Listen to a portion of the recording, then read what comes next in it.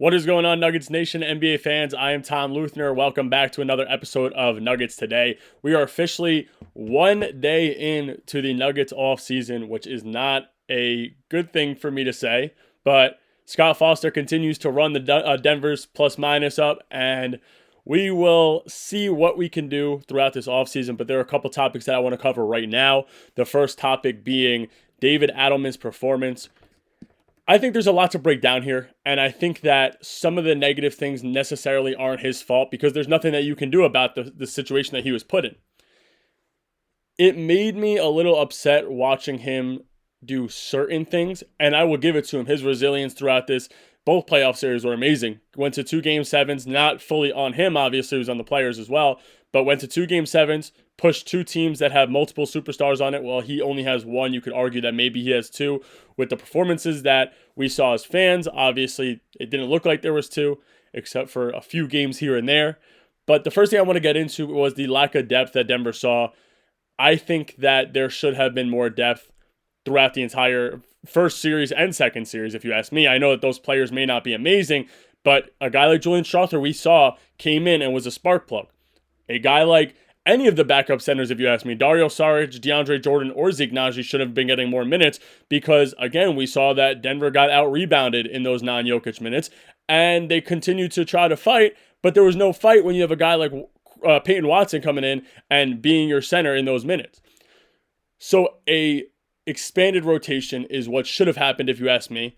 I think more legs should have been playing. Again, I know a guy like Jalen Pickett wasn't good enough to play, but a guy like Julian Strawther was good enough to play. A guy like Zeke Nnaji was good enough to get some minutes, especially in the LA series, because a guy like Ben Simmons isn't better than Zeke Nnaji offensively anymore. We saw that he's not good offensively. He was airballing floaters. So then why would Denver not go out, or why would David Adelman not go out and at least attempt to get Nnaji some minutes to give Jokic a fresh set of legs? Against OKC, Denver easily saw that OKC had a way deeper bench that was way better than them. Why not attempt to get your guys some minutes? Why not attempt to throw Strawther? And I know those non-Jokic minutes were awful, but at the same time, he couldn't have a fresh set of legs with us holding a lead at least offensively because Peyton Watson was our center and Denver was getting out-rebounded easily every minute of those non-Jokic minutes. That was the first thing I did not like. And Jokic didn't like it either because you could hear him say in his presser that the teams with the deeper benches obviously won. They seemed to be better because they had fresher legs. It was pretty clear to see. It was evident that Denver's bench couldn't compete, and I know that's on Calvin Booth. I know it's on Calvin Booth. It's on the previous manager. That's a given. Calvin Booth was too egotistical to say, Zeke Nnaji's not as good as I think he is, and I'm not going to pay him as much. Instead, he extends him when he wasn't playing any minutes under Malone anyway. And I know that was a whole thing between Malone and Calvin Booth, was that Malone was saying that Calvin Booth thought these guys were way better than they were, and it proved that they weren't as good as Calvin Booth thought they were. The next thing I wanted to bring up that ticked me off personally was the non-challenges when your players are constantly fighting for you to challenge a call. Mark Diggelnaut did it, and we saw multiple times that it won. So, as a coach, why would you not listen to your players? And I know you have a team behind you that's studying those plays and checking the replays, but if your players are sitting here yelling at you, please replay something, you're not replaying anything.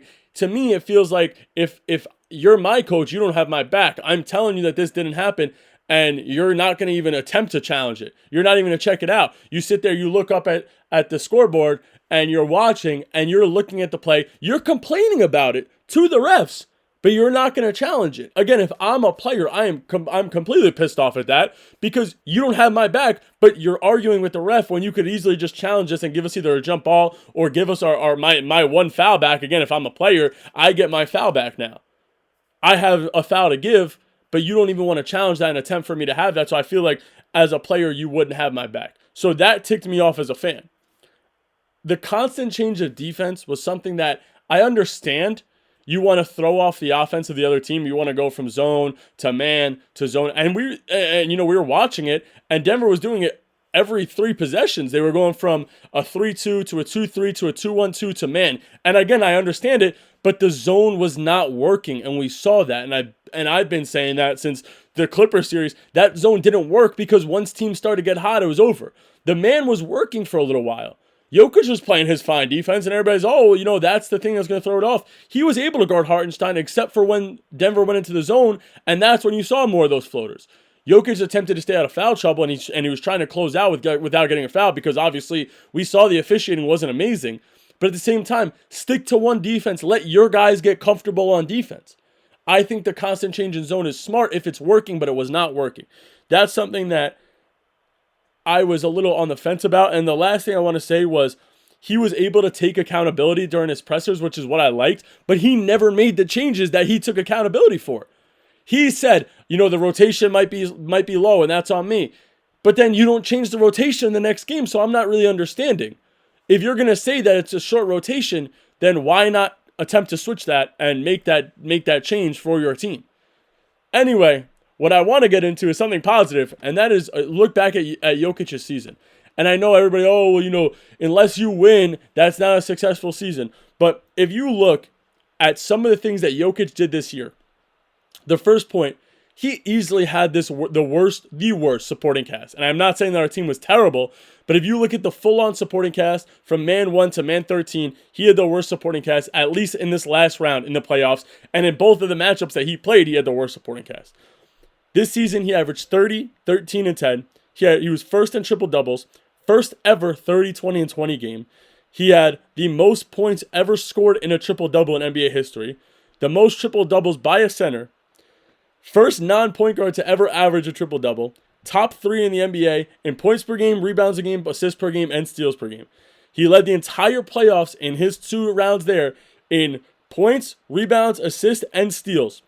Beat 2 future Hall of Famers in Kawhi Leonard, James Harden, and a great supporting cast on that team. He took a 68-win team to Game 7 with 1 to 2 bench players max and 3 games that he played terrible in. And he sat 93 seconds yesterday. And in those 93 seconds, the Nuggets went down to -8. That proves how good Nikola Jokic really is as a player, and how blessed we are as a fan base to see somebody at that caliber play and be able to continue to take our team to the playoffs. And just about every year, he gets us by the first round at least. We get to see a championship. Again, that team is a lot better. But it is great to see how amazing it is to have Jokic on our team. And I've been hearing the rumors about, people need to move this person, move that person. And again, I'll get to that in a little while. But people saying that the Nuggets should move on from Jokic might be the craziest take I have ever heard in my entire life. The plan is to build around the best player in the world. This guy is making a case for top 10 player all time, and it's not close at this point.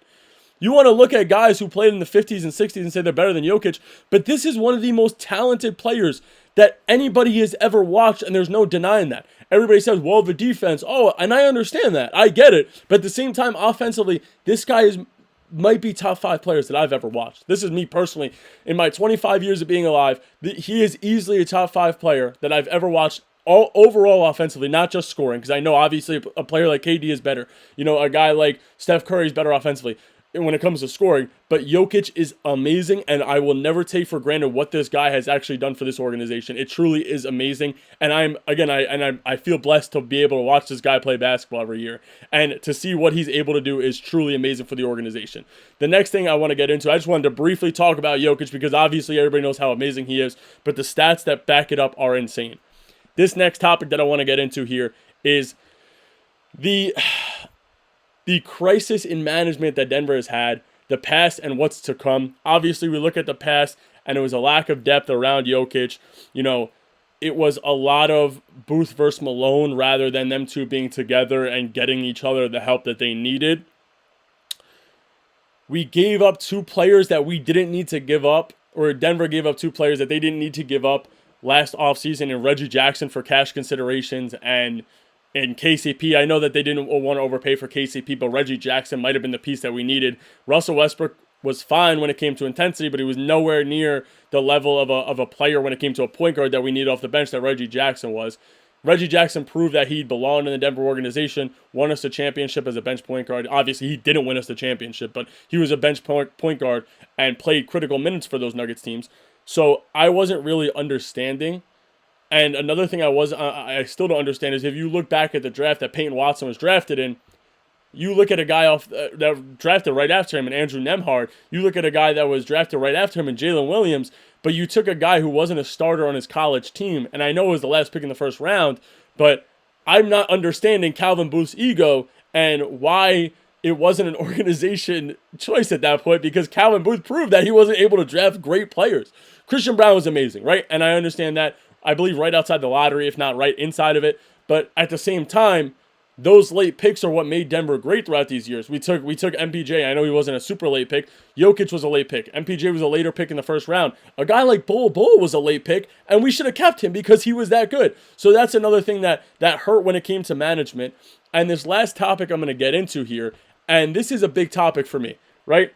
Some players will end up being on the move this offseason. We already know that. But it comes down to what's going to happen with our management or with Denver's management to pick a coach. What's going to happen when it comes to picking a new GM? Because those are two of the biggest things.